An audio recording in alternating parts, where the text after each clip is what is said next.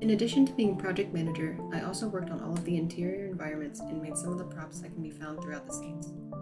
In terms of 3D models, my job was mostly to create some of the larger scale models that are in the game, such as the walls and the base of the floating islands.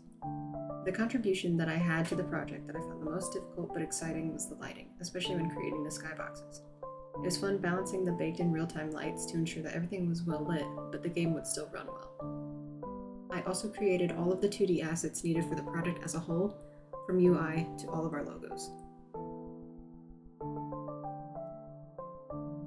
As a lead environment artist and level designer, I had a lot of fun creating the many different 3D assets for our game. Some of my favorite models that I created included the stairs you play on, and the mausoleum you enter before each boss fight. One of the biggest challenges I faced when designing the levels was figuring out how to populate the environment with it being such an abstract open-air concept. I accomplished this by filling the space with many different floating islands, each with their own unique layout. I also created the cloud particle system that you see going across the scenes.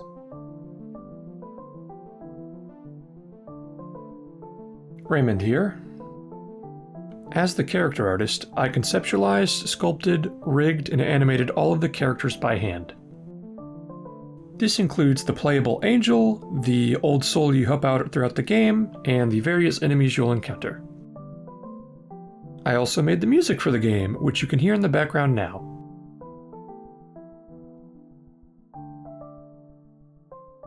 I helped program intermediate systems, but mainly the dynamic music system and settings.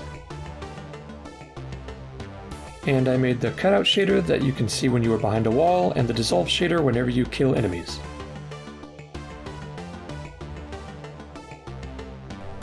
Hey, I'm Harris Bunn, and I was one of the two programmers for this project.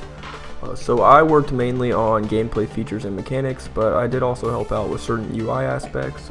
I worked mainly on implementing the shield's knockback ability by finding the angle of collision and then applying force in that opposite direction. I worked with the spawn of enemies and balancing the combat throughout the game, so I did a lot of play testing throughout each level and just made sure the spawning felt good, it wasn't too overwhelming or underwhelming. I helped implement the finalized ultimate ability. Andrew had helped set that up initially, and then I went in and linked it with everything that it needed to be linked with. And then I also worked on the text system to provide the player with an engaging narrative throughout the game to make sure that the narrative was communicated correctly.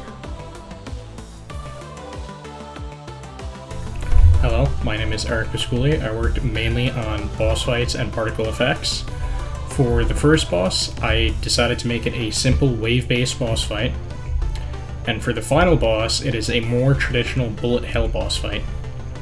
For the bullet hell boss fight, I made it so he will randomly choose a nav point to move to, and then he will choose between 8 directions before attacking.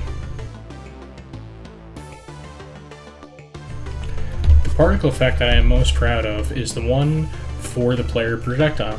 My second favorite one is the one that happens after the enemy projectile has hit something.